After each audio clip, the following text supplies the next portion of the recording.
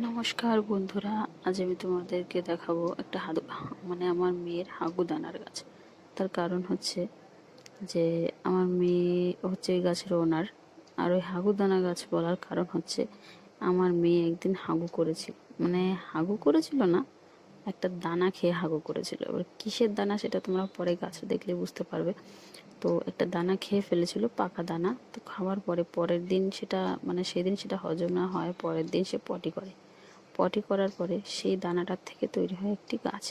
না, গাছ তৈরি হয় না, গাছটা আমি লাগাই। ভাবলাম যে না, গরু যদি তরমুজ খেয়ে হাগু করতে পারে, হাগু করার পরে সেটা দিয়ে যদি গাছ হয়, তাহলে আমার মেয়ের হাগুর থেকে কেন গাছ হবে না। তাই আমিও ভাবলাম যে না, আমিও দেখি লাগিয়ে কি হয়। পেটের মধ্যে থেকে থেকে তো খুব সার পেয়েছে। সার পেয়ে গাছটার অবস্থাটা ঠিক কেমন হয়, আদৌ গাছ হয় কি হয় না, সেটা আমি আজ দেখব। গরুর যদি হতে পারে, তাহলে মানুষের কেন হবে না।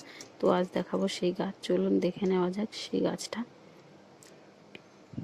এই যে আমরা যাচ্ছি সেই গাছটা দেখাতে। দেখুন, এই যে এসে গেছি আমি গাছের কাছে। এই গাছটা হচ্ছে গিয়ে সেই হাগুদানার গাছ। এবার অনেকেই বললো যে এটা তো উচ্ছে গাছ, কিন্তু আমি বলবো না, এটা উচ্ছে গাছ হলেও এটা হাগুদানার গাছ। তার কারণ এটা আমার মেয়ে হাগুর থেকে তৈরি হয়েছে। আমি ভাবলাম গরুর যদি হতে পারে, তাহলে আমার মেয়ের কেন হবে না। শুধু গরুর কেন, যে কোনো গাছ লাগানোর আগে একটি বীজ, সেটাকে 2 দিন ভিজিয়ে রেখে তারপরে সেটাকে লাগানো হয়।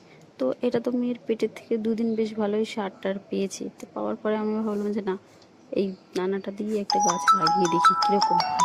যেমন কথা তেমন কাজ, আমিও লাগিয়ে দিলাম সেই গাছটা। লাগানোর পরে দেখছি এত বড় বড় পাতা হয়েছে। এবার দেখুন কি পরিমাণ সার পেয়েছে, পেয়ে এই বড় বড় পাতা হয়েছে।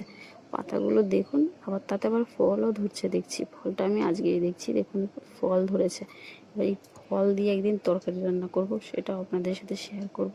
প্লাস এই পাতা দিয়ে একদিন বড়া তৈরি করব। সেই বড়া দিয়ে আমার বরকে খাওয়াবো, খাইয়ে দেখব সেই রিয়াকশান কী তার। সেই রিয়াকশান দেখার জন্য আমার চ্যানেলটিকে অবশ্যই like, comment, share and subscribe করে দেওয়া। এটা আমার ফার্স্ট ব্লগ, যদি ভুল হয় তো আমাকে ক্ষমা করে দিও। আমাদের এই হাঁড়িতে একটুখানি জাল দিয়ে নিচ্ছি, জাল দিয়ে একটু ভাতটা নাড়িয়ে নিচ্ছি।